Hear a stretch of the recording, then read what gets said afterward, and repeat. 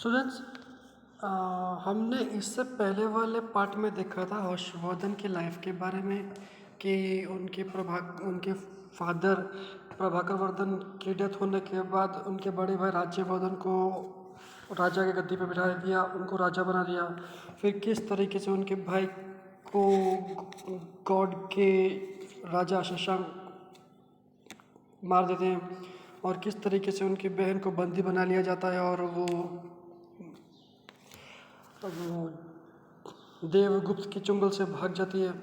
फिर हर्षवर्धन जब राजा बनते हैं तो किस तरीके से अपनी बहन को छुड़ाने जाते हैं और किस तरीके से इंडिया के पार्ट को विजय करते हैं। आज हम देखेंगे उनके लाइफ में उन्होंने जो जो काम किए जो हमें आज भी देखने को मिलते हैं। तो उससे पहले हम देखते हैं things to know. Things to know में यहाँ पर राजा हर्षवर्धन के हेल्प करने के लिए कौन कौन लोग थे उनके राज्य में वो देखते हैं। To help him in the administration Harshavardhan had commander in chief of the army. अब एडमिनिस्ट्रेशन में हेल्प करने के लिए उनके कमांडर इन चीफ के आर्मी के कमांडर इन चीफ थे। प्रतिहार थे, द्वारपाल थे, संधि विग्रह का फॉरेन मिनिस्टर थे, राजदूत थे जिसको एम्बेसडर कहा जाता है, पराज्य मंत्री, महादंडक नायक, चीफ जस्टिस एंड अक्षर पातलिका रजिस्ट्रार। ये सारे लोग थे हर्षवर्धन के राज्य में जो हर्षवर्धन के एडमिनिस्ट्रेशन में उनकी हेल्प किया करते थे। अभी है नेक्स्ट पॉइंट है think name the administrative officers in charge of the administration of A district और तालुका करंटली। अभी ये एक आपके लिए छोटा सा काम है कि आप जिस सिटी, डिस्ट्रिक्ट या तालुका में रहते हैं उस डिस्ट्रिक्ट तालुका के जो ऑफिसर इंचार्ज हैं, एडमिनिस्ट्रेशन ऑफिसर इंचार्ज, उनका नाम ढूंढ कर आपको अपनी कॉपी में लिखना है। आइए हम आगे बढ़ते हैं। पॉइंट है इम्प्रिंट्स लेफ्ट बाय हर्षवर्धन, मतलब कि हर्षवर्धन द्वारा किए गए कामों में जो आज काम हमें दिखते हैं, काम यानी निशानियाँ कि जो काम वो कर गए हैं, जो आज हमें उनको जो चीज़ हमें दिखती है इस लाइफ में आसपास हमारे, तो वो कौन सी ऐसी चीज़ें हैं जिससे हमें उनके लाइफ के बारे में पता चलता है। Harsha built many rest houses, wells, step wells, lakes, muds and vihars and also prohibited animal slaughter. राजा हर्षवर्धन ने काफ़ी रेस्ट हाउसेस बनाए। यहाँ पे रेस्ट हाउसेस का मतलब है विश्राम गृह। विश्राम गृह मतलब अगर कोई मुसाफिर एक जगह से दूसरी जगह जाता है, अगर उसे कोई लंबी दूरी तय करनी होती है तो लंबी दूरी एक ही बार में तो तय नहीं हो जाती है। किसी ने चलना शुरू किया और वो अपनी मंजिल तक बिना रुके चलता जाए तो आसान नहीं है। तो रास्तों में हर्षवर्धन ने रेस्ट हाउसेस बनाए, मतलब जहाँ पर मुसाफिर रुक कर आराम कर सके। ऐसे वेल्स बनाए, वेल्स यानी कुएं, पीने के पानी के लिए सुविधा। स्टेप वेल्स, लेक्स, मड्स, विहार्स, ये सारी चीज़ें बनाई। साथ के साथ उन्होंने एनिमल को मारने की जो वहाँ पे उस समय प्रथा रही होगी उसको भी उन्होंने बंद कराया। Every year he organised a Buddhist religious meet, हर साल उन्होंने बुद्धिस्ट धार्मिक मीटिंग करवाई। And every 5 years he would organise a huge religious congregation at Prayag, और हर 5 साल में प्रयाग में एक बहुत बड़ा रिलीजियस असेंबली हुआ करती थी। कॉन्ग्रीगेशन मतलब असेंबली, सबका इकट्ठा होना। यहाँ पे अब सब धर्म के लोग एक साथ इकट्ठे हों, ऐसा 5 साल में वो करते थे। ऐसे there he would donate generously till his entire treasury was emptied and would even give away the ornaments he would be wearing at the time. अब ये जो रिलीजियस असेंबली हुआ करती थी वहाँ पर राजा हर्षवर्धन जो है खुले दिल से अपने खजाने को लुटा देते थे। जिनको ज़रूरत होती थी उन ज़रूरतमंद लोगों को पैसा देते थे। और उस वक्त जो उन्होंने आभूषण पहने हुए थे, जो उन्होंने गहने पहने हुए थे, वो भी उस समय उतार कर दे देते थे। The great Sanskrit poet and writer Banabhatta adorned his court. अब एक संस्कृत पोएट है जिनका नाम बाणभट्ट है, उन्होंने राजा हर्षवर्धन के कोर्ट की सराहना की, राज्य की। His famous works Harshacharita and Kadambari are famous even today. उनके जो फेमस काम है लिखे हुए, जो कि हर्षचरित और कदम्बरी, वो आज भी फेमस हैं।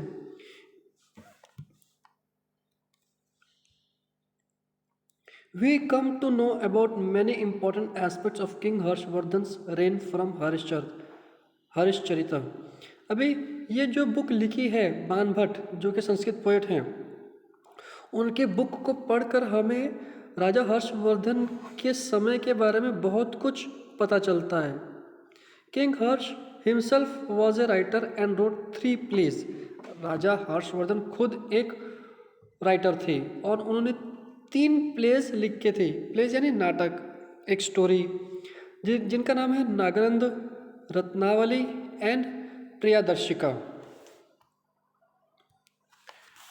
अभी हम आगे देखते हैं एम्परर हर्षवर्धन्स एम्पायर। अच्छा, इससे पहले ये जो आप देख रहे हैं इंडिया का जो मैप है, उसमें जितना भी पिंक कलर शेडेड है, ये शेडेड एरिया सारा का सारा हर्षवर्धन के एम्पायर का था।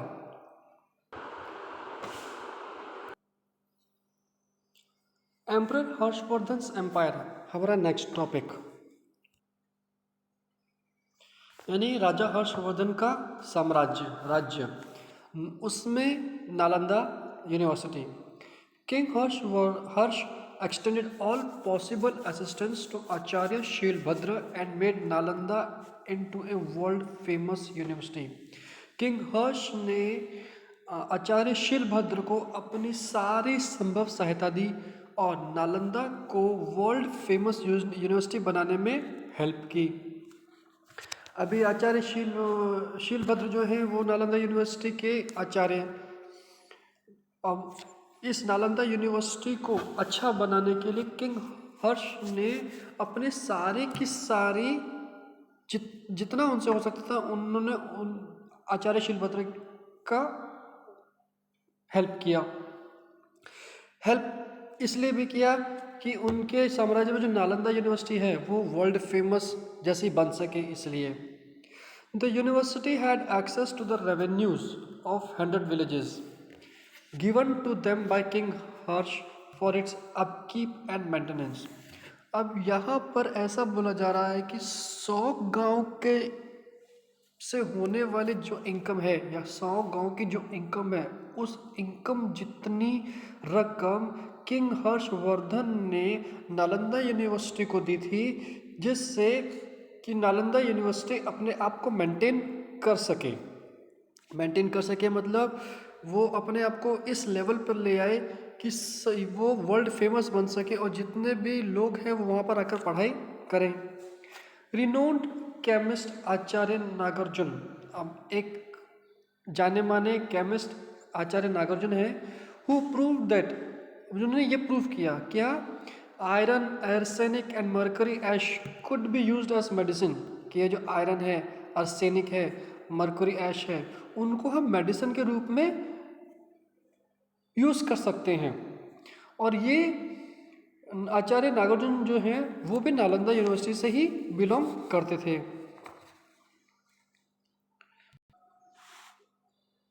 अब हम देखेंगे लाइफ ऑफ द पीपल, कि राजा हर्षवर्धन के समय में लोगों का जीवन कैसा था। Life of the people, information about the reign of king Harsha is available from the writings of Chinese traveller Xuanzang. अभी हमें किंग हर्ष के टाइम में जो कुछ मालूम है वो हमें चाइनीज ट्रैवलर ह्यूनसांग के लिखावट से भी पता चलता है। Towns and villages of the time were fortified and had huge gateways eight there entrance, कि जितने भी शहर और गांव थे वो दीवारों के फेंस के बीच में थी। फोर्टिफाइड मतलब उनकी किलाबंदी थी, घेराबंदी थी। और इन टाउन्स या विलेजेस में जाने के लिए इस किलाबंदी के बहुत बड़े बड़े गेट हुआ करते थे, जिससे लोग अंदर जा सके, एंटर कर सकें। The society was divided into 4 groups, और जो सोसाइटी थी वो 4 भागों में डिवाइड थी। While the Parda system and intercaste marriages were not prevalent at that time, the custom of sati, child marriage and polygamy had started by then. कि उस समय पर्दा सिस्टम नहीं था। पर्दा सिस्टम मतलब जैसे आपने कई बार लोगों को देखा होगा, औरतों को देखा होगा जो अपने चेहरे को ढक के रखते हैं, पूरा कवर करके रखते हैं। तो ये है पर्दा सिस्टम, जिसमें मतलब पर्दा सिस्टम उस समय अवेलेबल नहीं था। इंटरकास्ट मैरिज के बारे में भी नहीं बताया गया है। इंटरकास्ट मैरिज मतलब एक कास्ट का दूसरे कास्ट के से में शादियाँ। लेकिन सती प्रथा, चाइल्ड मैरिज और पॉलीगैमी उस समय तक शुरू हो चुका था। अभी सती आप समझते हैं किसे कहते हैं कि जब किसी की डेथ होती है तो उसकी वाइफ को उसके चिता पर बिठा दिया जाता है, तो ये सती है। तो ये सती सिस्टम उस समय चलता था। चाइल्ड मैरिज मतलब बच्चों, छोटे उम्र में ही बच्चों की शादी कर दी जाती थी। पॉलीगैमी मतलब जहाँ पर एक आदमी के बहुत सारी वाइफ हों, तो ये सिस्टम उस समय चल रहा था।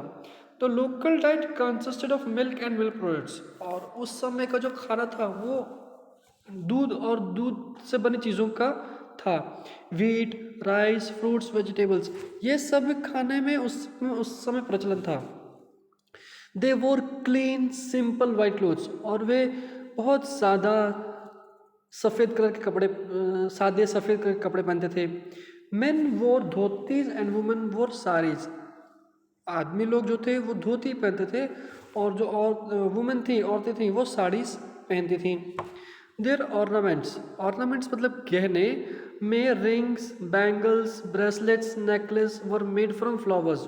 अब इनके जो गहने थे, ये जो कि रिंग है, कि बैंगल है, ब्रेसलेट है, नेकलेस है, वो जो फूल के बने होते थे, फ्लावर्स के, were made from flowers. Chess and games of dice were popular means of entertainment, और उस समय जो गेम लोगों को पसंद आती थी, जो गेम लोग खेला करते थे, वो चेस होते थे और डाइस से। जो डाइस मतलब जिस तरह से सांप सीढ़ी खेलते हैं और जो नंबर वाला आप प्यादा गिटी फेंकते हैं, वो। Acrobats and conjurers wander from village to village entertaining people, और कुछ जादूगर लोग जैसे एक गांव से दूसरा गांव घूमते थे, लोगों को एंटरटेन करने के लिए जादू दिखाते थे। Farming and animal husbandry were the main occupations of the people, खेती करना और जानवरों को पालना उस समय लोगों का ये मेन काम था। Land revenue was 1/6 of the production, अब जितना भी प्रोडक्शन होता हो उसका छठा हिस्सा लोगों को एज अ टैक्स देना पड़ता था। Internal and international trade was carried out by the Vaishyas, और जितने भी इंटरनल ट्रेड, देश के अंदर ही अंदर का बिजनेस और देश का दूसरे देश से बिजनेस को वैश्यस लोग करते थे। ए highway from Pataliputra to Buru Kutch Bharuch port was built by the state for trade and transportation of goods, और एक हाईवे बनाया गया था, रोड बनाई गई थी, जो कि पाटलिपुत्र से लेकर बुर्गु कच्छ, जो कि भरूच के पोर्ट तक बनाया गया था, जिससे कि लोग आ जा सके और सामान को भी हम ला ले जा सकें। Gold and silver coins were used for commercial transactions, अभी जैसा आज हम कोई चीज़ खरीदते और बेचते हैं तो उसके लिए हम पैसा लेते देते हैं, तो उस समय पैसे नहीं, गोल्ड और सिल्वर को एक्सचेंज करते थे सामान के लिए। Ornaments, statues, Ivory and carved wooden pieces were exported, अभी बाहर क्या भेजा जाता था? ऑर्नामेंट्स, गहने, स्टैचूज आप समझते हैं, किसी भी इंसान की या भगवान की जो हमने मूर्ति बना दी वो। आइवरी यानी हाथी के दांत के समान, एंड कार्व्ड वुडन पीसेस, लकड़ी को किसी चीज़ का शेप देकर, तो ये वो सारी चीज़ें थी जो एक्सपोर्ट होती थी। The export of different materials from India increased her prosperity, अभी इंडिया से काफ़ी तरह की चीज़ों का एक्सपोर्ट होने से इंडिया रिच होता चला गया था। During the reign of king Harsh, India had good business relations with Rome, which led to the inflow of gold in India. अभी जब हर्ष राजा थे उस समय, उनके समय में इंडिया का रोम के साथ बिजनेस रिलेशन बहुत अच्छे हो गए थे, जिसकी वजह से बहुत सारा गोल्ड इंडिया में आया.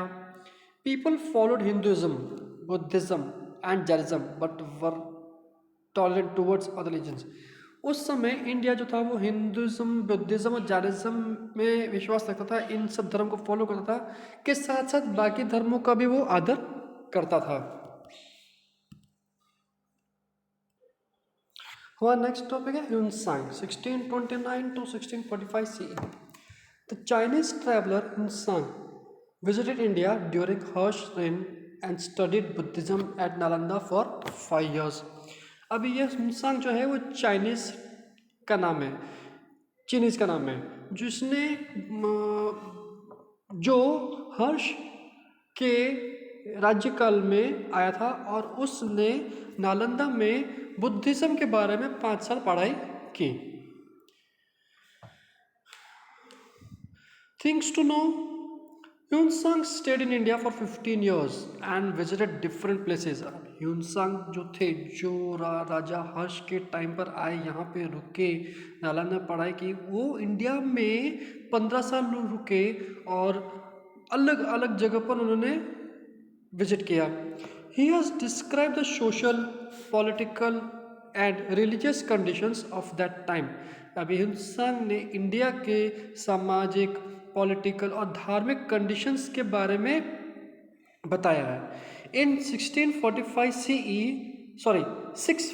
CE he returned to China via Central Asia and took with him many books.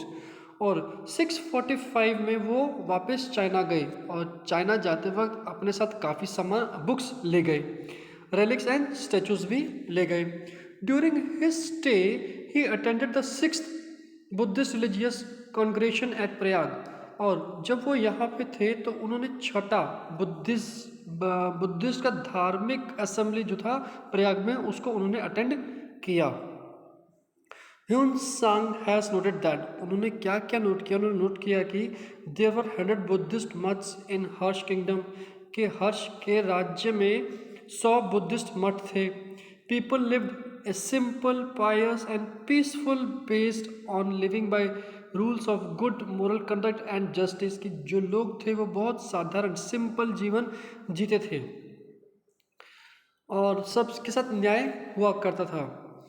Cheating and breach of promise were considered sinful, अगर किसी के साथ चीटिंग करो या कुछ खराब काम करो तो उसे पाप समझा जाता था.